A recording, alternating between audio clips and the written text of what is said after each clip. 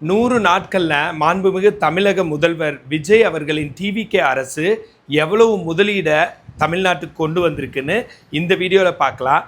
இன்றைக்கி தமிழ்நாட்டில் அரசியலில் கேட்கப்படுற முக்கியமான கேள்வி இதுதான்.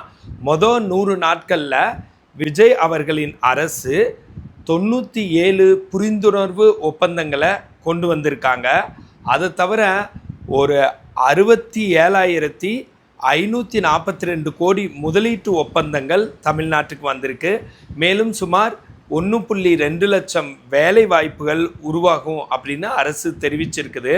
ஸ்பேஸ் டெக்னாலஜிலேருந்து இவி வரைக்கும், அப்புறம் எலக்ட்ரானிக்ஸ்லேருந்து ஹெல்த் கேர் வரைக்கும் எல்லா துறையிலையுமே முதலீடுகளை வர வச்சுருக்காங்க. பல துறைகளில் இந்த மாதிரி முதலீடு வர இருக்குது.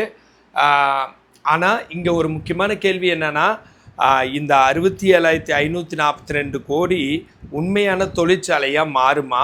1.2 லட்சம் வேலை வாய்ப்புகள் உண்மையில் உருவாகுமா? அதுதான் அடுத்த 100 நாளில் மாண்புமிகு தமிழக முதல்வர் விஜய் அவர்களின் அரசுக்கான ஒரு மிகப்பெரிய டெஸ்ட்டாக இருக்கும். முதலீட்டை அறிவிக்கிறதே ஒரு சாதனை தான்.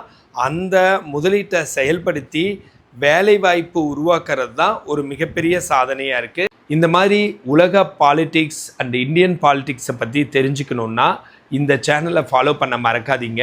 நான் பிரகாஷ், ஃபிசியோதெரபிஸ்ட்.